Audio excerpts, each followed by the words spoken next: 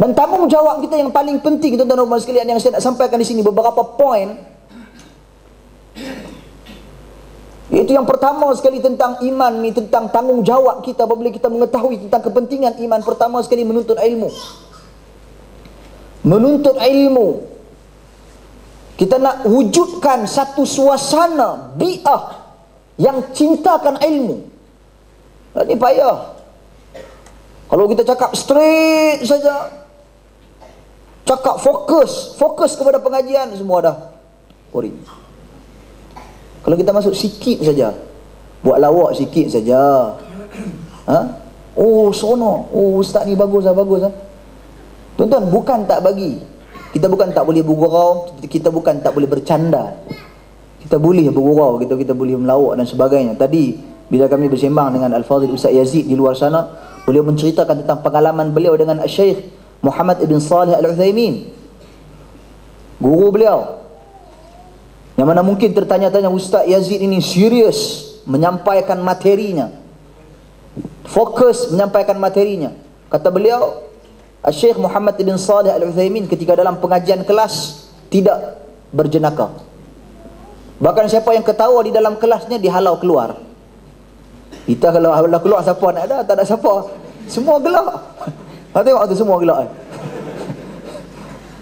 Jadi tuan-tuan dan puan-puan sekalian, cintakan ilmu, nak wujudkan satu suasana cintakan ilmu. Yang mana syarat-syarat, adab-adab menuntut ilmu, ikhlas dan sebagainya, perkara-perkara tersebut telah dijelaskan. Cuma beberapa perkara tentang menuntut ilmu yang perlu kita titik beratkan, yang telah saya sebutkan tadi. Memilih guru, yang ni penting.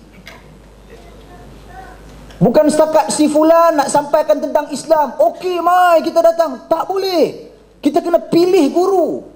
Kalau kita pada hari ini kita nak hantar anak-anak kita ke pusat-pusat pengajian, kita pilih, oh UiTM tak mau lah, oh nak UIA, UIA pun tak mau, nak UM. Mengapa kita memilih tempat-tempat pengajian? Kerana kita beralasan, oh di UM ni ada pensyarah-pensyarah yang bagus. Kawan ni pula kata di UIA dia campur, dia ada pensyarah-pensyarah daripada luar, membantu memahirkan penggunaan bahasa Arab, bahasa Inggeris dan sebagainya. Si fulan pula kata tidak, di UiTM ni dia lebih kepada praktikal. Tuan-tuan dan puan-puan sekalian, ini merupakan pilihan kita, ini kerana dunia kita, kita diuji dengan dunia kita. Sedangkan bila datang isu-isu yang berkaitan dengan agama kita, tak apalah, mana-mana pun kita pakai jalan lah. Tuan-tuan dan puan-puan sekalian, mengapa dalam isu-isu agama kurang sensitiviti kita? Kurang, tak ada sensitif dengan pengajian-pengajian ilmu. Ni kurang ni, ramai ni, mudah-mudahan tak pergi demonstrasi. Tuan-tuan dan puan-puan sekalian, ini kita nak, yang cuba nak disampaikan oleh tuan oleh ahli panel yang kedua tadi, Ustaz Abu Ihsan Al-Athari. Tanggungjawab seorang da'i dan kita sebagai mad'u, orang yang didakwah, apa yang perlu kita lakukan? Menuntut ilmu, pilih guru. Al-Imam Al-Bukhari yang saya sebutkan tadi, apabila diceritakan tentang latar belakang pengajian beliau, guru beliau 1080 orang saya sebutkan tadi, yang mana 1080 orang ni semua mereka berpendapat, berpegangan dengan al-iman qaulun wa amal. Iman adalah perkataan dan perbuatan. Apa tujuan Al-Imam Al-Bukhari sebutkan sedemikian? Nak menyatakan bahawasanya guru-guruku ini semuanya ahlu sunnati wal jamaah.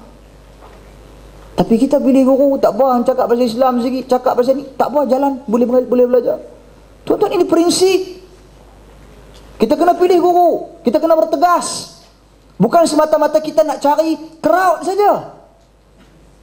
Salah faham pada hari ini, orang apabila melihat perkumpulan ada jemaah tertentu, beberapa minggu, bulan yang lalu, tak bulan lah, mungkin minggu, ratusan ribu, sebahagian kelompok dah teruja, sebahagian daripada sahabat-sahabat daripada gerakan As-Sunnah teruja. Oh, macam mana kita tak boleh kumpul seramai 200 ribu ni, duk pening.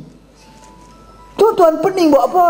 Kita ahlu sunnati wal jamaah, kita bukan mencari crowd. Siapa yang cintakan ilmu, mereka akan bersama-sama dengan kita bila-bila masa. Siapa yang tak nak kepada ilmu, suka ramai, suka ni, pergilah mana-mana pun, jalan Bukit Bintang pun ramai. Tuan-tuan dan perempuan sekalian, kita kena sedar akan kepentingan benda ni, kepentingan ilmu, tujuan kita. Jadi para da'i sekarang ni kita dah ada. Kita dah ada generasi-generasi muda. Ni pengurusi majlis, tapi ceramah kata dah. Ni saya promosi lah ya. Ini pasal orang boleh. Tuan-tuan, dah ramai lagi ni para asatidah, para ustaz yang menulis banyak buku. Ustaz Abu Ihsan, Ustaz Yazid, dan ramai lagi para asatidah daripada Indonesia sana dan daripada Malaysia sendiri. Pembentang kita Al-Fadhil Ustaz Fadlan. Kemudian besok ni kita akan lihat beberapa generasi muda akan membentangkan kepada kita tentang iman. Ustaz Muhammad Asri Sobri besok kita akan lihat. Mereka ni semua generasi-generasi muda yang mana kita sama-sama perlu bagi support, tuan-tuan dan puan-puan sekalian. Sidang hadirin, jadi begitulah saya rasakan tentang tanggungjawab kita sebagai mad'u, sensitiviti kita dengan ilmu. Yang mana ilmu ini jelas yang kita fahami, tuan-tuan dan puan-puan sekalian. Ilmu ini jelas sumbernya adalah daripada Al-Quran dan daripada As-Sunnah berdasarkan kefahaman salaful ummah yang seperti mana telah diulang sebutannya oleh Al-Fadhil Ustaz dan sebagainya. Wallahu alam.